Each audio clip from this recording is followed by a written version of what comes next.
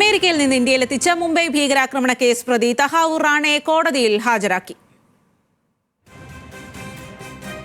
കുറ്റവാളി കൈമാറ്റം വിജയകരമാണെന്നും UAP റാണയ്ക്കെതിരെ ചുമത്തിയെന്നും NIA അറിയിച്ചു. ശരത് ലാലാണ് വിവരങ്ങളുമായി ഡൽഹിയിൽ നിന്നും ചേരുന്നത്. ശരത് ലാൽ, ഇന്ന് രാജ്യത്തെ സംബന്ധിച്ച് ഏറെ പ്രധാനപ്പെട്ട ഒരു ദിവസം തന്നെയായിരുന്നു. തഹാവൂർ റാണയെ ഇന്ത്യയിലേക്ക് എത്തിച്ച ദിവസം എപ്പോഴാണ് എത്തിച്ചത്, അതുപോലെ തന്നെ ഇന്ന് ഉണ്ടായ നടപടിക്രമങ്ങളൊക്കെ ചുരുക്കത്തിൽ പറയാം. ഇന്ന് ഉച്ചയോട് കൂടിയിട്ടാണ് റാണിയെയും കൂടി വഹിക്കുന്ന സ്വകാര്യ വിമാനം അപാര കോഡ് നിയമത്തിൽ ഡൽഹിയിൽ എത്തിച്ചത്.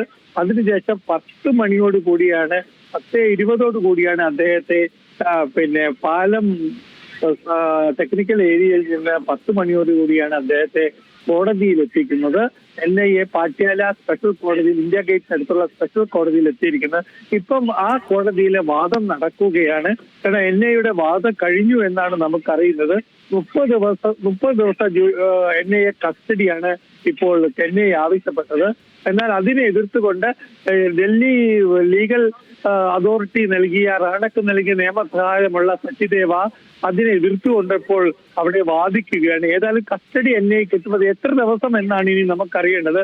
ഇപ്പോൾ 20 മിനിറ്റോളമായി ഈ വാദപ്രതിവാദം നടക്കുന്നത്. അല്പസമയം കൊണ്ട് ഇത് സംബന്ധിച്ച ജഡ്ജ്മെന്റ് പുറത്തു വരും. ഏതായാലും NIA കോടതി ഇത് NIA കസ്റ്റഡിയിൽ വിടുമെന്ന കാര്യം ഏതാണ്ട് ഉറപ്പാണ്.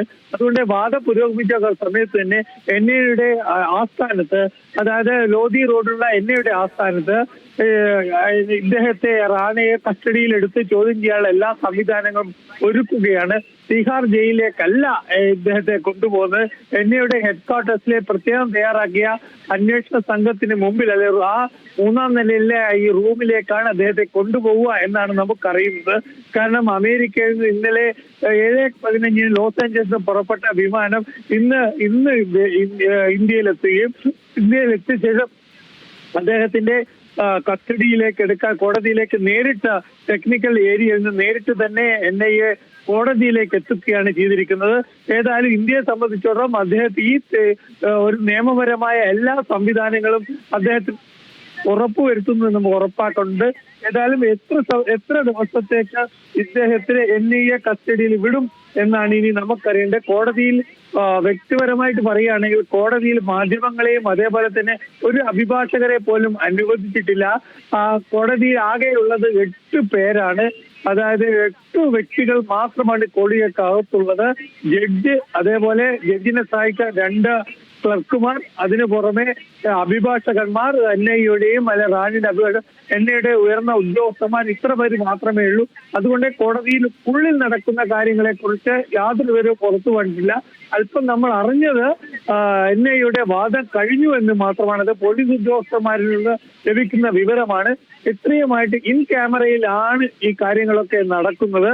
ഇത് സംബന്ധിച്ച വിശദവിവരങ്ങൾ NIA സ്വന്തം വെബ്സൈറ്റിലോ അല്ലെങ്കിൽ പത്രക്കുറിപ്പായിട്ട് ഇറക്കുമെന്നാണ് നമുക്കിപ്പോൾ ലഭിക്കുന്ന വിവരം. ഏതായാലും എത്ര ദിവസത്തെ 30 ദിവസത്തേക്കാണ് NIA അവരുടെ കസ്റ്റഡിയിൽ റാണയെ ചോദിച്ചിരിക്കുന്നത്. അതുകൊണ്ട് തന്നെ എത്ര ദിവസം കസ്റ്റഡിയിൽ വെക്കാൻ കോടതി അനുവദിക്കും എന്നതാണ് ഇനി നമുക്കറിയേണ്ടത്. സ്വാതി. ശരി ശരത് ലാൽ, അമേരിക്കയിൽ നിന്ന് ഇന്ത്യയിലെത്തിച്ച മുംബൈ ഭീകരാക്രമണ കേസ് പ്രതി തഹാവൂർ റാണയെ കോടതിയിൽ ഹാജരാക്കിയിരിക്കുകയാണ്. കോടതിയിൽ അവിടെ നടപടികൾ ഇപ്പോൾ പുരോഗമിക്കുകയാണ്. ഏറെ സ്വകാര്യമായി തന്നെയാണ് അത്തരം നടപടികൾ പുരോഗമിക്കുന്നത് എന്നുള്ളതാണ് ശരത് ലാൽ നൽകിയ വിവരം.